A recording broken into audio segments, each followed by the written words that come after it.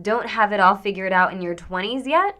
Well, that's okay. We all know that moving into adult life can be exciting, but at the same time, overwhelming. And for most individuals, this is their first experience handling their finances entirely on their own. From landing your first job and buying your first car, to leaving your parents' house. From taking out school loans or making an effort to pay them off, to discovering how to handle credit cards and make payments. Mistakes are bound to happen, and these could cost you. The good news is that you'll be setting yourself up for long-term financial security if you can avoid these money mistakes in your 20s, which we'll be sharing with you in today's video. But before that, make sure to like and subscribe to the Inlet Financial Coaching channel. Now, let's get started. Mistake number 1. Concentrating on saving rather than investing. The ideal age to start investing is in your 20s. Saving money is a wonderful thing, but it might not be the greatest way to increase your wealth. Saving money over time could result in financial loss because your purchasing power might have declined. Consider the items that $1 could buy today versus what they would cost in the past. Saving is not as effective as investing in an attempt to keep up with inflation. Because they are unaware of the advantages of investing, the majority of people choose to save money. Saving less money and investing more ensures that your money will not lose purchasing power. Investing is a great strategy to increase wealth as well, to make money work for you while you accomplish other things. Mistake number 2, being too afraid to negotiate for regular expenses.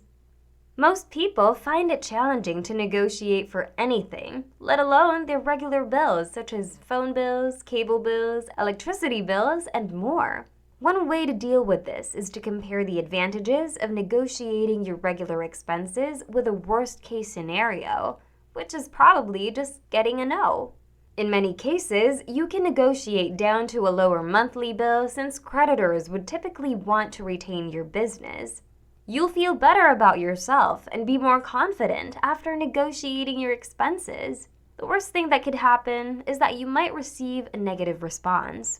There's no shame in trying, right?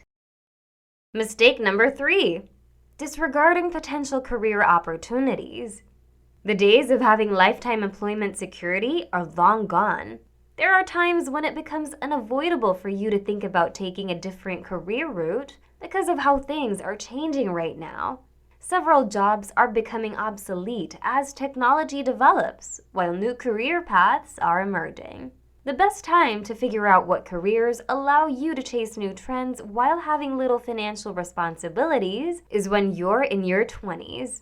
However, it is acceptable if you're still unsure of what you want to do for the rest of your life. For most people, this is the era in which they explore, gain knowledge, and make significant career decisions. Finding out what you want is the first step.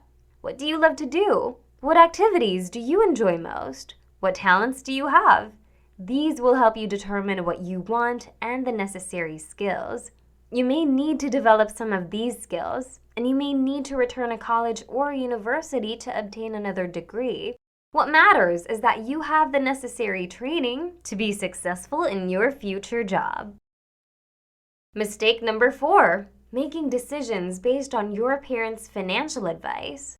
You must realize that your parents are likely not financial experts, so some of their advice may not be reliable. Your parents and the environment you grew up in are probably to blame for some of the negative financial habits you have now. As a result, if you want to make wiser financial decisions, you must break bad habits and stop listening to every financial advice your parents give you. We are not saying that you shouldn't listen to them at all. It's just that some parents, particularly those who may have experienced stock market crashes and seen all of their wealth disappear quickly, for example, believe that investing in the stock market is a gamble. Another factor why you shouldn't rely solely on your parents for financial advice is that some of them believe that insurance is an unnecessary expense. And if you've ever believed that paying for insurance is a waste of money, it's possible that your parents share that viewpoint. Some parents question the need for health insurance in the absence of illness. Most of the time, it's not a good idea to rely on parents for financial guidance. Mistake number 5, underestimating the power of compound interest. Compound interest is the interest you earn on interest. It's a great strategy to exponentially increase your wealth. The amount invested, the interest rate, and time are additional variables that affect compound interest. One of the most crucial considerations is time, because someone with less money invested may do better financially if they start investing early. The earlier you begin investing, the more money you will make. Mistake number 6, keeping the credit utilization rate high. If you have no idea what this is, your credit utilization rate is calculated by dividing your outstanding debt by your total credit limit. It is the figure that lenders use to determine the likelihood that you will repay your loan in full and on schedule. Because it is the primary factor used to determine your credit score, having a low credit utilization rate is crucial. By not overspending, lenders will make the assumption that you're capable of managing your credit and may offer you a loan. And if you do decide to take a loan, this may even result in favorable interest rates. Another advantage of keeping a low credit utilization rate is that it may affect the amount of money you can get from a lender. This is vital when applying for a mortgage because the interest on such a loan can equal hundreds of thousands of dollars. So make sure to maintain the lowest possible credit utilization rate. Mistake number 7, undervaluing yourself in the market. One of the illusions about finding work is that you should lower your income expectations in order to improve your prospects. Despite the fact that it could appear like a brilliant way to land a job, you must not make this mistake. If you eventually land a job by undervaluing yourself, you can get upset at the minimal wages you're receiving. Dissatisfied, you can start to produce lower quality work, which in the worst situation could result in your termination from your position.